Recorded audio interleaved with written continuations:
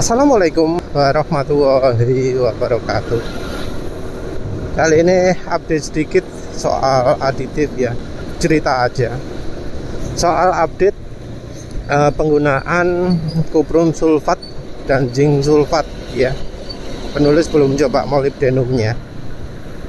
Jadi ternyata kuprum atau sulfat tembaga itu nggak cocok ya untuk aditif oli mesin.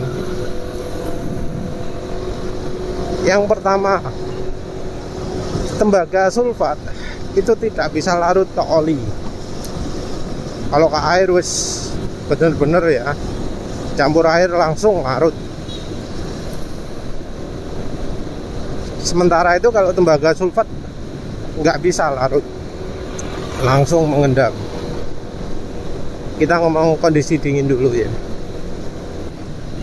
Jadi penulis sudah coba bentuk bubuk ya. Jadi tembaga sulfatnya penulis buat jadi bubuk dulu.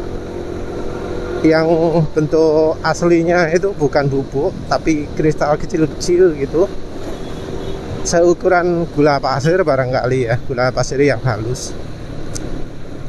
Jadi penulis tumbuk dulu sampai halus seperti bubuk, seperti powder, seperti bedak ya. Jadi penulis campurkan bubuk atau powder dari kuprum sulfat ini ke minyak goreng, karena minyak goreng itu pelarutan paling kuat kalau untuk oli mesin. Ternyata nggak bisa larut. Penulis coba ke isopropil alkohol, ternyata nggak bisa larut.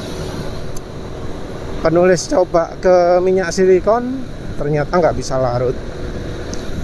Terus penulis coba ke campurannya isopropil alkohol dengan minyak goreng, nggak bisa larut juga.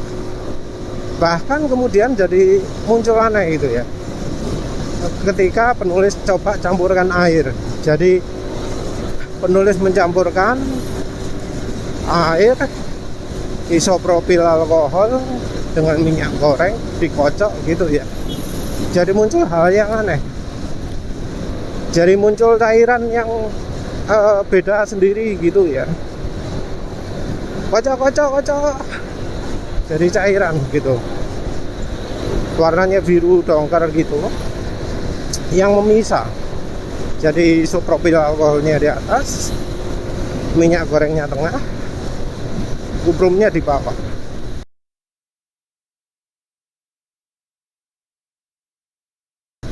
Dan yang lebih mengagetkan lagi adalah karena ternyata bagian dari tembaga sulfatnya yang sudah tercampur air itu membentuk padatan ya.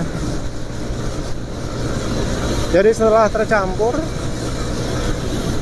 itu membentuk padatan di bawah. Jadi setelah mengendap itu jadi padat di bawah. Jadi cairannya yang dibiarkan itu terus kemudian jadi padat di bawah.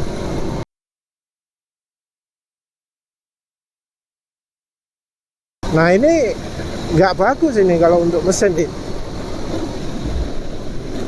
Misal di mesin ada kandungan airnya sedikit, di minyaknya, di olinya, bisa jadi sumber padatan ya. Betul-betul nggak bisa. Terus penulis coba uji pemanasan. Untuk uji pemanasan penulis pakai minyak silikon. Ya ada minyak gorengnya juga sedikit. Penulis kocok-kocok, bukannya nyampur, malah makin bisa. Jadi kuprum sulfatnya itu jadi misa.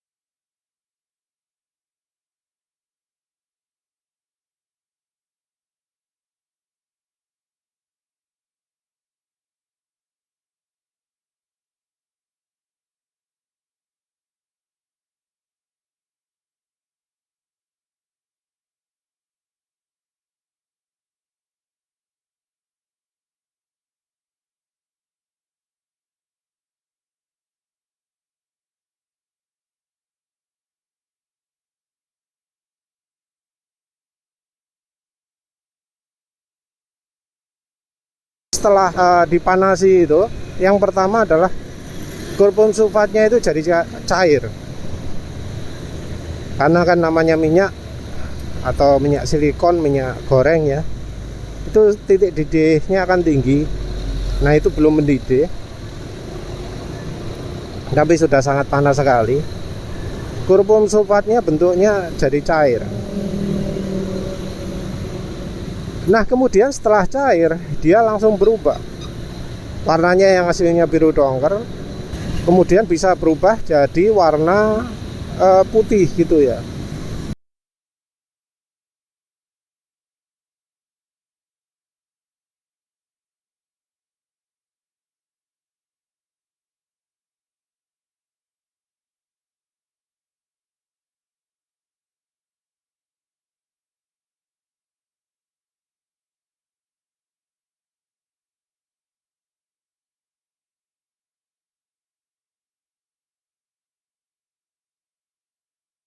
Jadi cairan ini kemudian menjadi buih.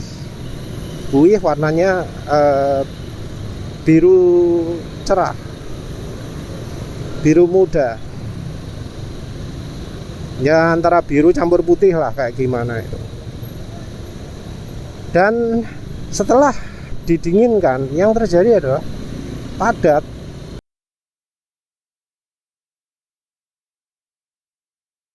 Jadi yang pertama adalah kuprum sulfatnya ini misah.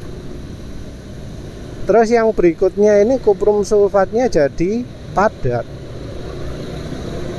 Padat nempel ke bagian pemanasannya.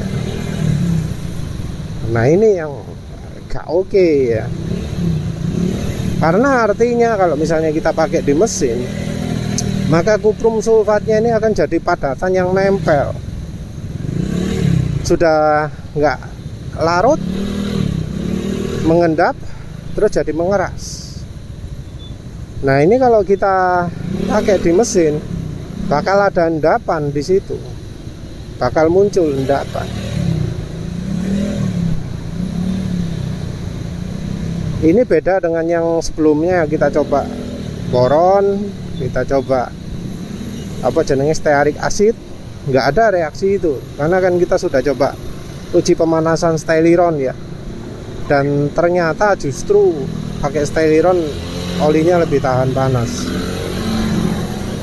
Nah ini kalau kita tambahi dengan kuprum sulfat, yang terjadi adalah bakal membentuk endapan. Kuprum sulfatnya akan memisah, terus membentuk endapan ketika mesin dingin. Nah ini yang bahaya. Sebenarnya kuprum sulfat ini bisa hilang, tapi hilangnya karena air. Jadi kalau padatan ini kena air, dia akan mudah sekali larut.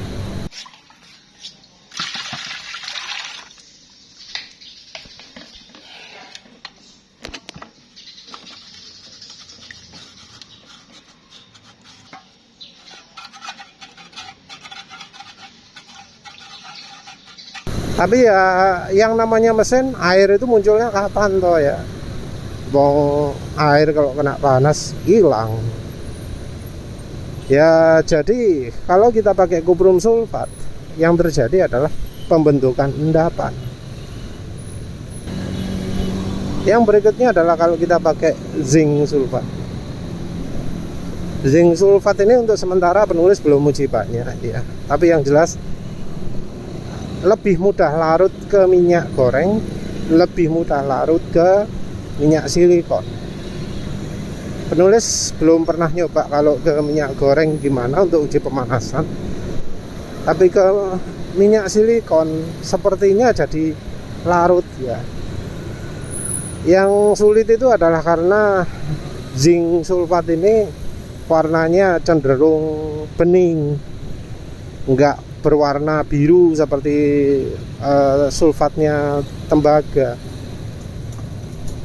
Jadi agak sulit mengamati, apalagi bidang yang penulis pakai warnanya nggak bening. Dan penulis kehilangan gelas uji yang penulis biasa pakai untuk percobaan ya, pecah. mungkin waktunya beli gelas pirek mungkin ya, untuk uji campur-campur. Ya wis kapan-kapan lah.